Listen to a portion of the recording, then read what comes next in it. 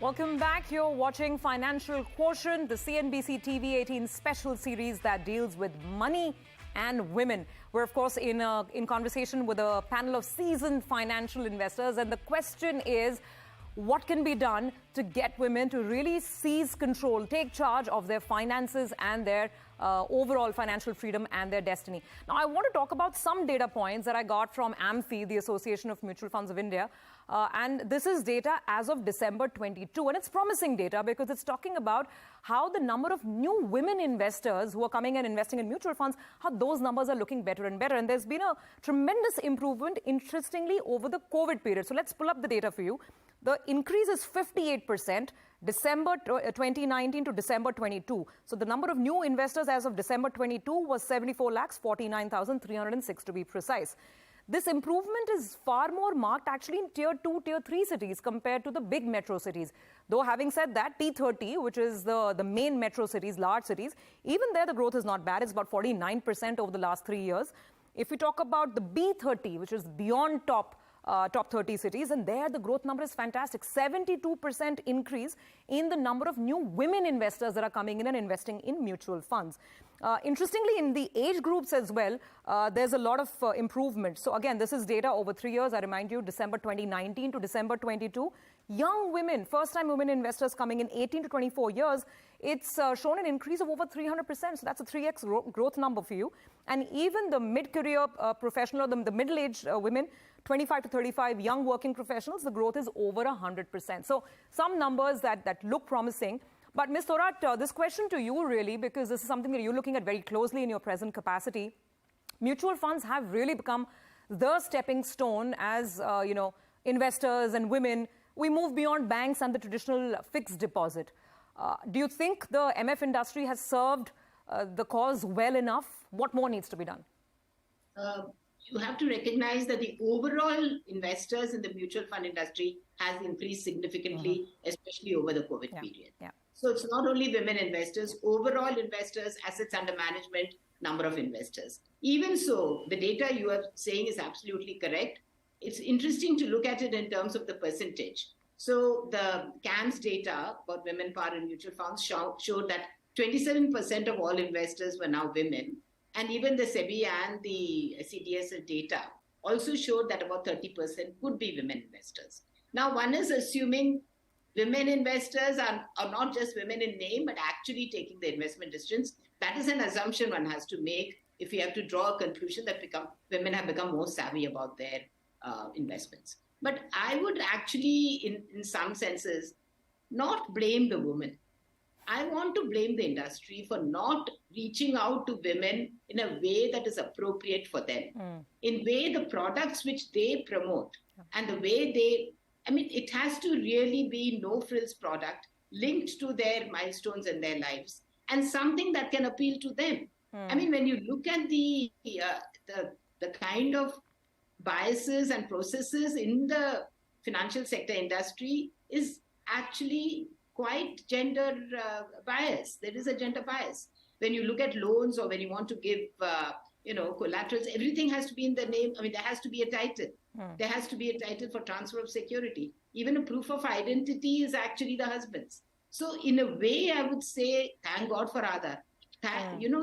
So therefore, there is a need, I feel, for even the sector to promote women's education and also make processes very simple for women. Have very plain vanilla products, index funds, matching their various points in the children's lives which they will need funds. I can give you a very small example of one of the cooperative banks in Maharashtra which evolved a product for a woman because the woman had to meet uniform fees and she had to meet bags and school uniform and all that in the month of June. And so they started a monthly savings product for very small amount. So it started in about August. And by the time it was June, the money was available to her to actually meet the requirements. One has to devise products. I would say the sector also has to become much more innovative. No, absolutely. Manisha, same question to you.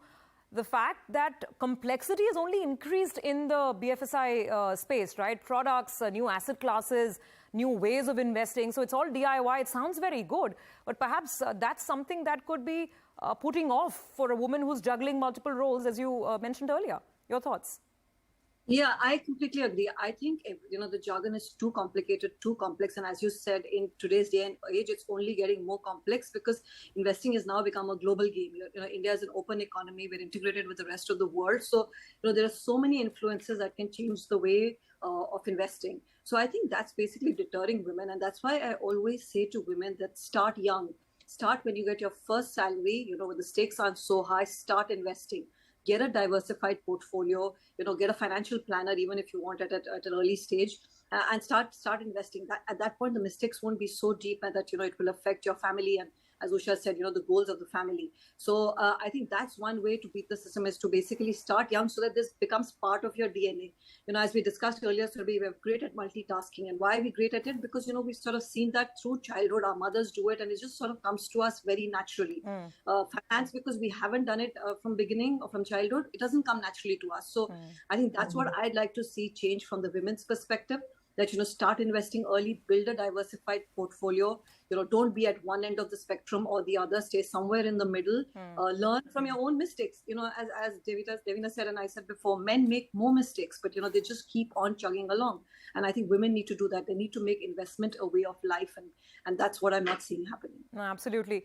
Devina, why don't you come in? I mean, what could be the possible answer, both from the industry's perspective, in terms of, like Ms. Thorat mentioned, maybe just simpler products specifically marketed towards women. I don't think we've seen too much of that. While there's a lot towards new investors or young investors, maybe more women-centric products marketed.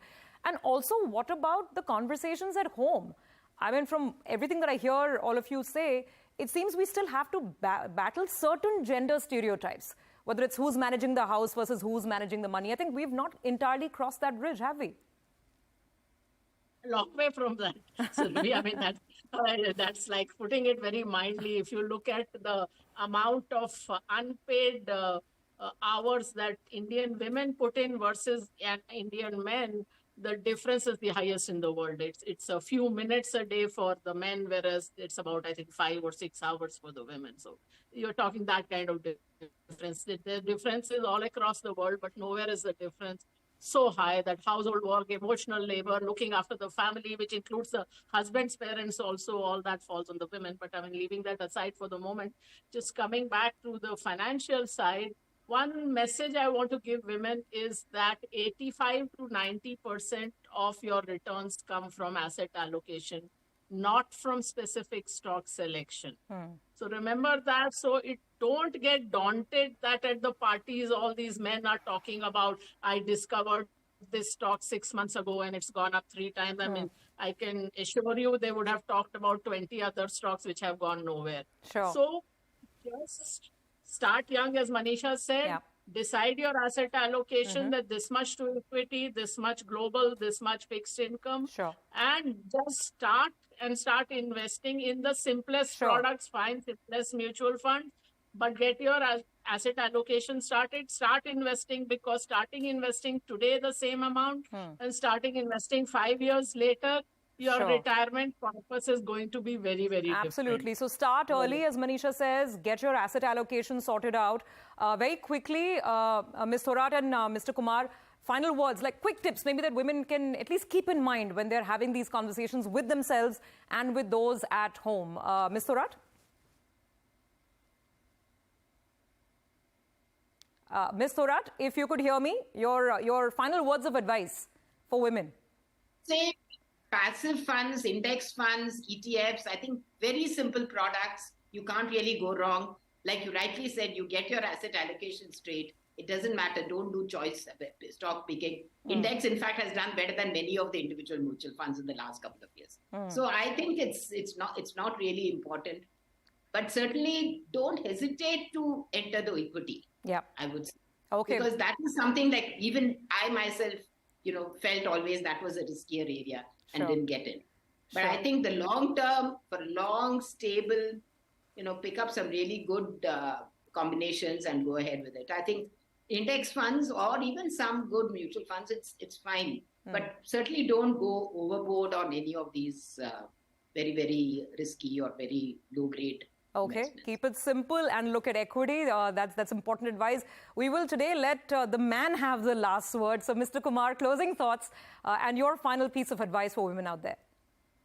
No, one is about the awareness, because when we are talking about asset allocation, my question is that how many, if you're talking about working women, they may understand, but many of them would not understand what is asset allocation. You have to tell them in simple terms that put this much money in gold, this much money in jewelry, this much money in mutual fund, and that basic awareness level first needs to be raised. Okay. Increased awareness, start early, understand things like asset allocation, and definitely look at equities. I think that sums up amazing advice that we've got from the panel today. Thank you all very much for joining in. It's been a pleasure hosting you, and it really has been inspiring, I'm sure, for all our viewers as well. Thanks for joining in. And thank you, viewers, for being with us on this journey. It has only started. We promise to keep getting you more and more interesting conversations on women and finance and how women can take charge of their financial destiny.